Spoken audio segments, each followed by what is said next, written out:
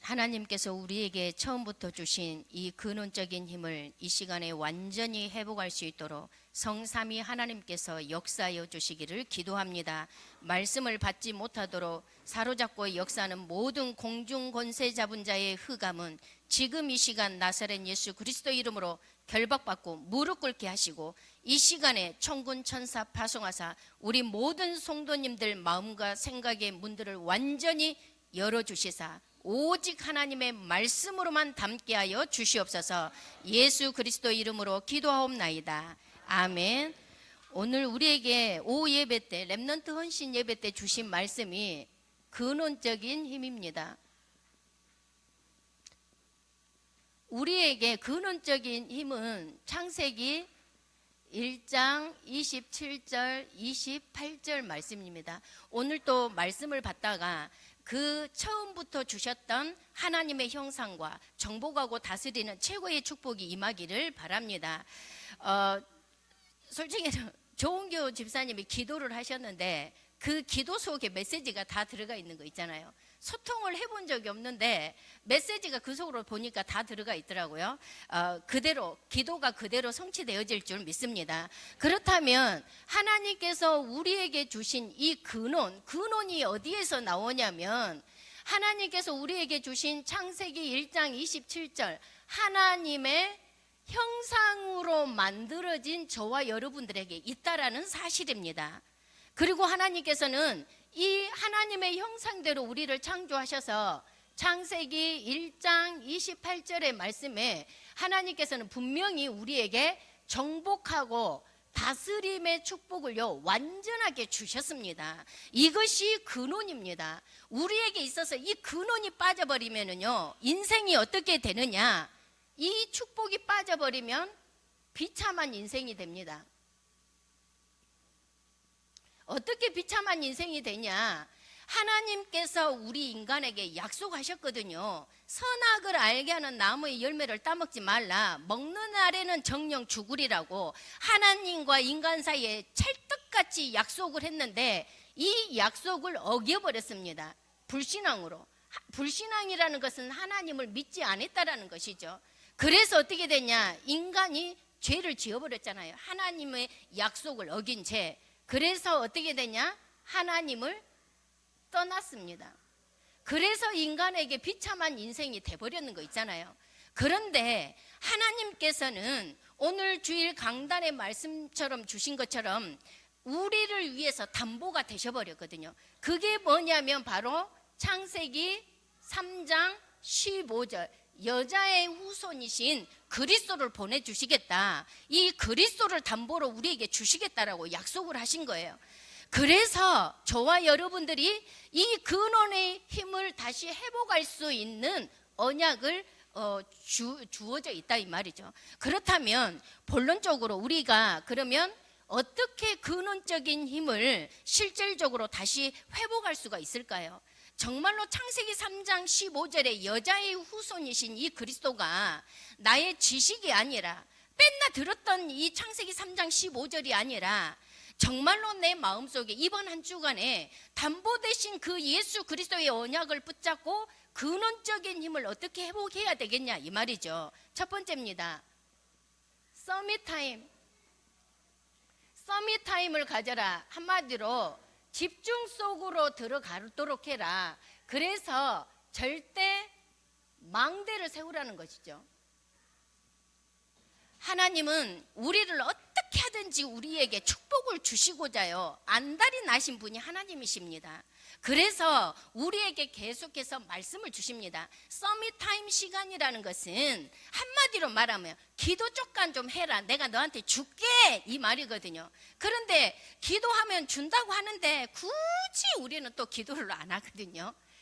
하나님께서 우리에게 오늘 또 언약을 붙잡고 기도하라는 것입니다. 그렇다면 예를 들겠습니다. 다윗을 통해서 어떻게 절대 망대가 세워지며 다윗은 어떻게 서밋 타임 속으로 들어갔는지 우리가 봐야 되겠습니다. 아침입니다. 다윗의 아침은 어떤 아침이었냐? 시편 5편 3절 말씀은 보면 여호와여, 아침에 주께서 나의 소리를 들으시리니 아침에 내가 주께 기도하고 바라리이다. 이렇게 고백을 합니다. 그 말은 무슨 말이냐면 이 다윗은 아침에요 하나님께 충분하게 묵상의 시간을 가졌다 이 말입니다.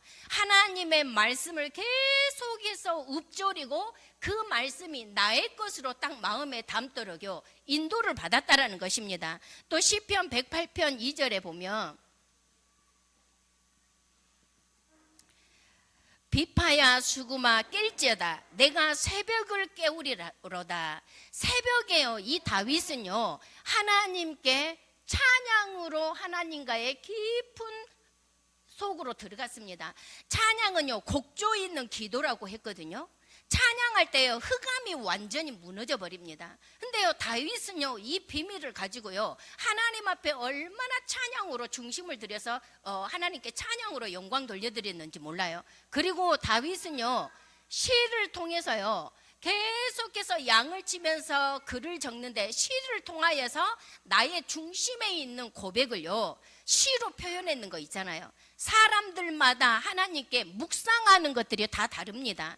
어떤 사람은 찬양으로, 어떤 사람은 말씀을 읊조리면서, 또 어떤 사람은요 그 시를 통해서, 어떤 사람들은 또 막 이렇게 움직이면서 주님을 바라보기도 하고요. 다 다릅니다. 그런데 중요한 것은 이 아침 시간이라는 거죠. 아침을 깨어서 내 자신이 하나님 앞에 모든 것을 회복하는 것입니다. 이 아침은요 모든 것을 회복. 아침에 하나님께서 우리에게 주신 서밋타임 그 시간을 가지고 하나님께서 주신 응답의 축복을 누려야 되겠습니다. 그러면 아침에 이 묵상과 찬양과 시로요 이 다윗은 어떻게 했냐, 세계를 살리는요 영적 준비 돼버렸는 거 있잖아요. 영적으로 세계를 살리는 준비를 하게 된 다윗을 보게 됩니다. 그리고요 아침에 모든 힘을요 다윗은 다 얻어버렸습니다. 그 힘을 가지고 양들을 키워나가는 것을 보게 됩니다. 또한 아침에 어떻게 되냐면 미래를 살릴 준비를 하는 다윗입니다. 그 정도로 다윗은 아침에 모든 것들을 다 회복해버리고 그 아침 시간을 너무나도 중요시 여겼다라는 것이죠. 우리 마가다락방 교회에 계속해서 새벽 예배로 인도받습니다. 우리 담임 목사님이 그랬잖아요. 오늘도 그 아침에 기도하는 그 시간이 정말로 힘을 얻고 우리 교회에 이제 앞으로 시스템을 세워나가야 될 그 모든 것들을 하나님이 주신다고 이야기하시잖아요. 정말로 그렇습니다. 저 같은 경우도 아침에 여기 와서 기도하는데요 굉장히 많은 힘을 하나님께서요 허락해 주세요. 그러니까 목사님이 금요일에도 말씀을 하셨거든요. 그러니까 당신도 모르게 기도를 하나님이 시키시는 기도가 있다고 저는 너무 공감하거든요. 그러니까 목사님이 말씀하시는 게 그대로 저에게도 응답이 오고 있기 때문에 그게 얼마나 공감이 되는지 몰라요. 그 정도로 아침에 저와 여러분들 모든 것을 다 바꾸는 응답의 시간이 되시기를 바랍니다. 그럼 다윗이요 이 낮에는 또 어떻게 했는가?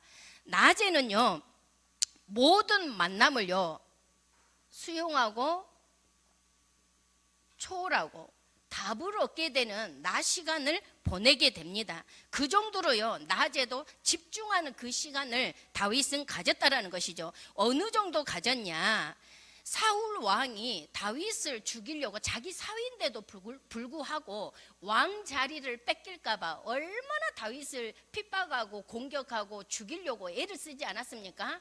그럼에도 불구하고 사울 왕을 죽일 수 있는 기회가 있음에도 불구하고 죽이지 아니하고 하나님이 정말로 다윗을 이 사울 왕을요 수용하고 초월할 수 있는, 그리고요 답을 줘버렸잖아요. 사울에게 죽일 수도 있지만 죽이지 않는 그 고백을 해버리게 하셨지 않았습니까? 이 고백이 어디서 나오냐, 시편 23편의 말씀을 보면 그렇게 어렵고 힘든 상황 속에서도 어느 정도 집중 속으로 들어갔냐?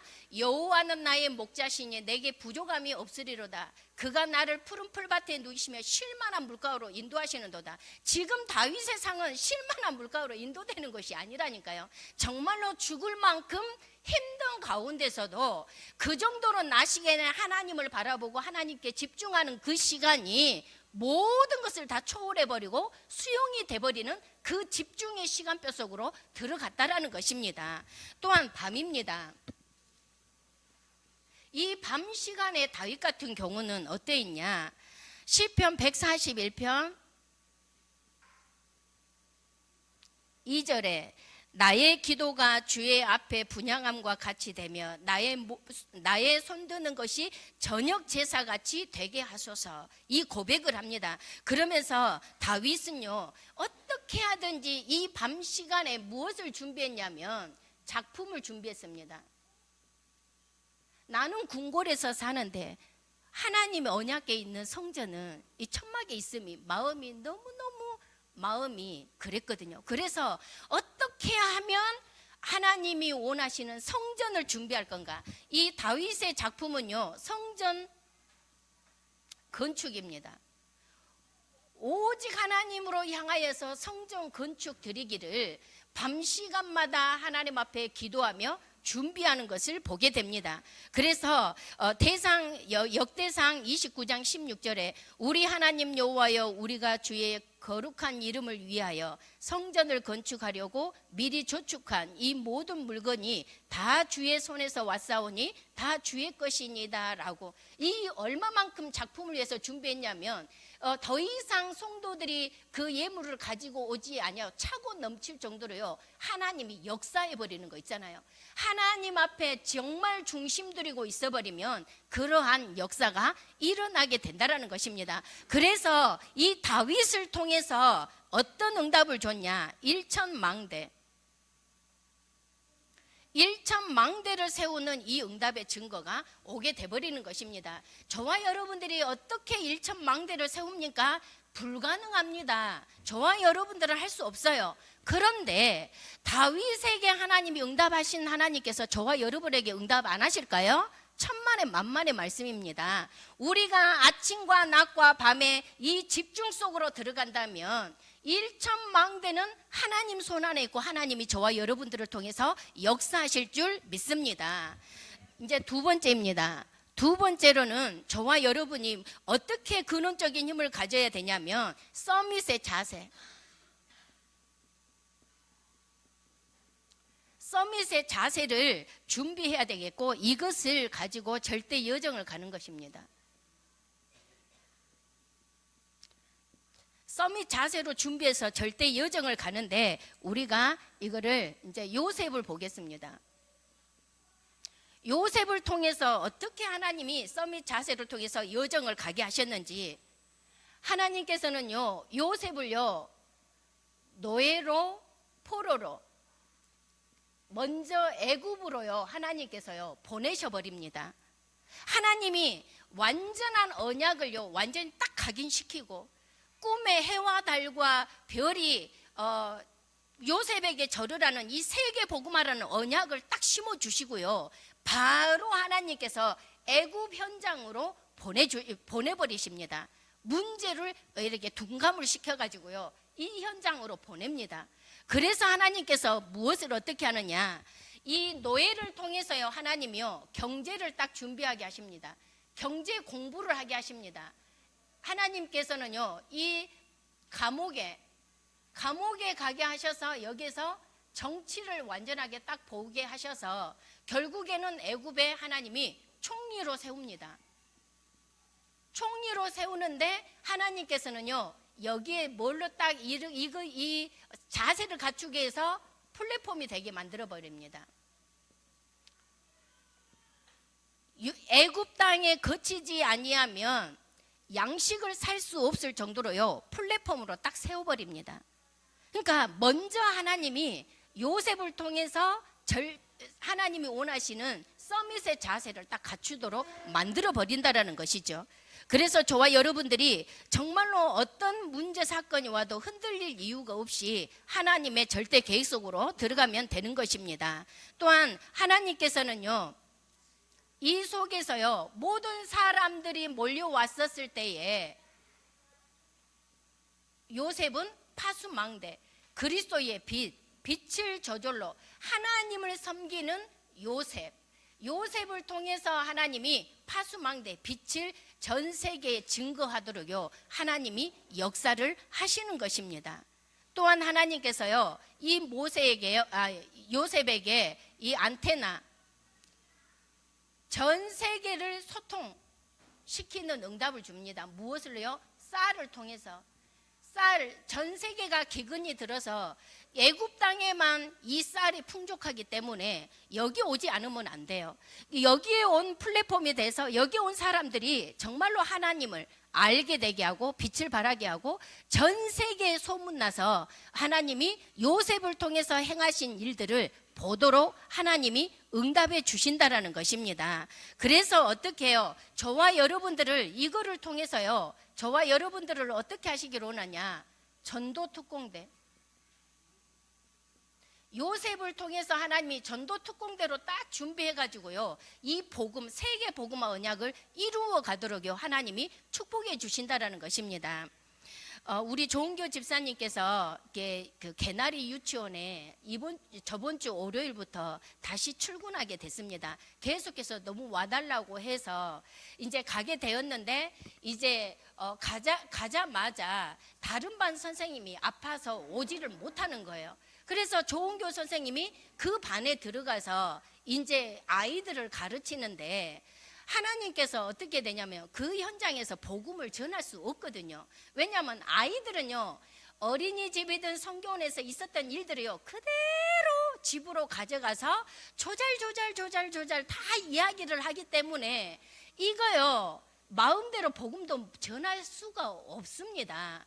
그런데요, 하나님께서는요, 그 반에 가게 만드시고, 그러면 원장님이라든지 자주 왔다 갔다 해서 어떻게 하고 있는가 자주 왔다 갔다 하고 계시거든요. 그래서 복음을 전할 수 있는 상황이 안 되는데, 하나님께서는 복음을 17명 아이들에게 복음 전할 수밖에 없는 환경과 여건을 딱 세팅을 딱 시켜줘 버렸는 거예요. 그래서 이 아이들 17명이라는 아이들에게 이 예수 그리스도의 복음을 정확하게 전달하고, 이 아이들이 전체 다 영접을 하게 되는 거예요. 딱 영접이 끝나고 나니까는 원장 선생님이 들어오더라는 것이죠. 그리고 나서는 이제 문제는 뭐냐? 영접으로 끝나면 다 이제 그 뒤에 이제 부모들이 이제 이게 항의가 들어버리면 안 되잖아요.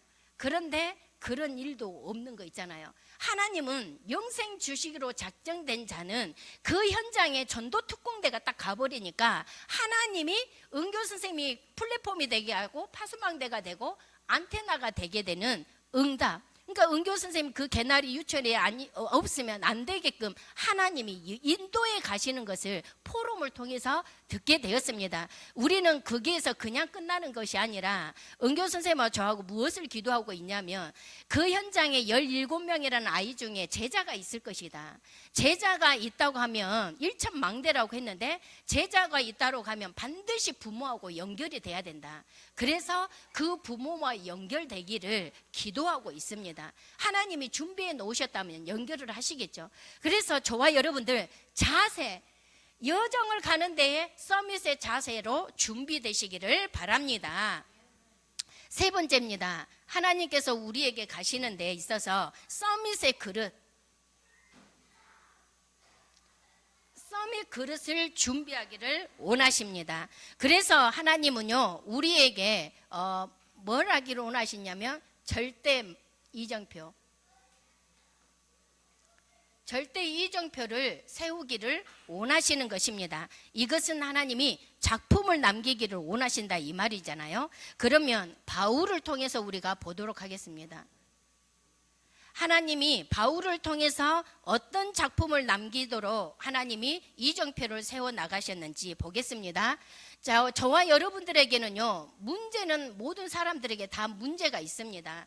우리가 문제 없이 너무나도 행복하고 즐겁고 좋으면 좋겠는데 문제들은 반드시 따라와요. 그런데 그 문제 속에 분명한 것은 하나님의 답이 있다라는 것이죠.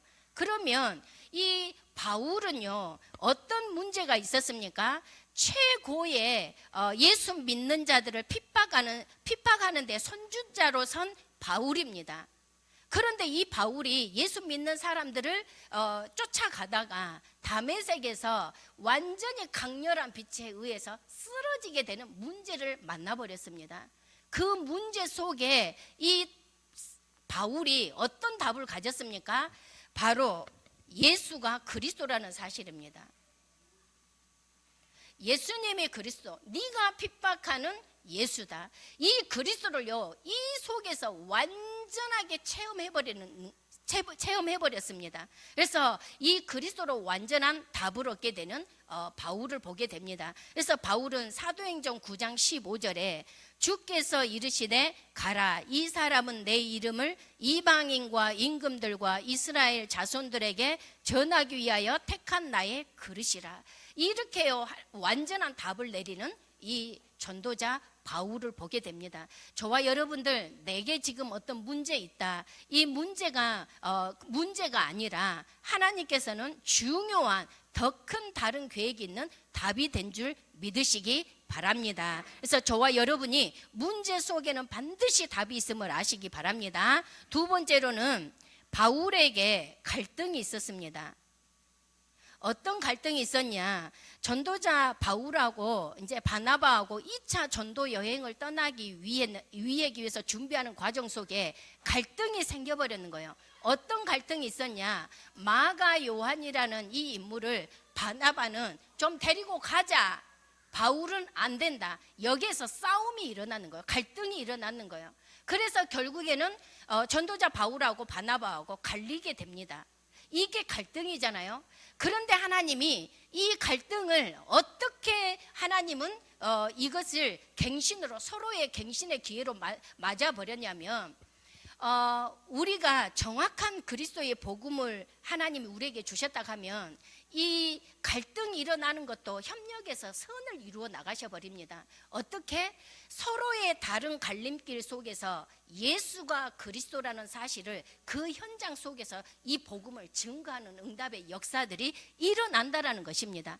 그래서 네가 잘못했니 내가 잘못했니 이게 아니라 복음을 가진 사람들에게는 반드시 갈등들이 하나님이 협력해서 선을 이루어 나가는 역사가 일어난다라는 것입니다. 그래서 계속해서 바나바는 바나바대로 마가 요한하고 복음이 확산되는 것, 그리고 전도자 바울은 신라와 함께 복음을 확산시켜 나가는 이 응답의 역사가 일어나게 되는 것을 보게 됩니다.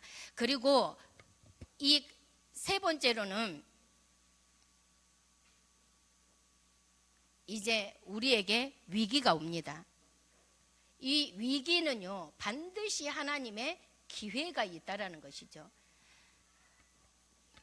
전도자 바울이 이제 그 가이사 앞에 서기 위해서 이제 배로 가지 않습니까?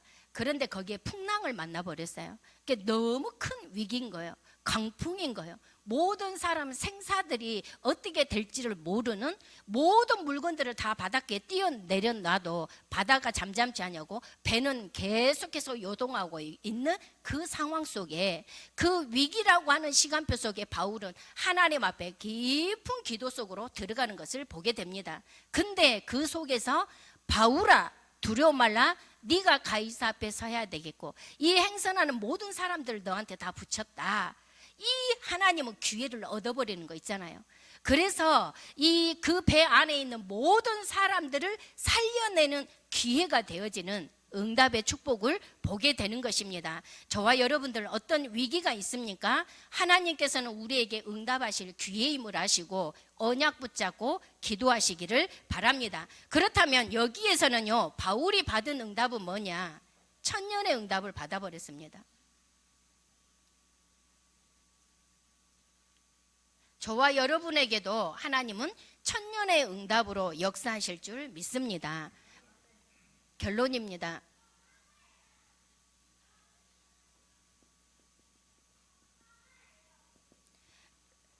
그러면 하나님이 주신 근원적인 힘,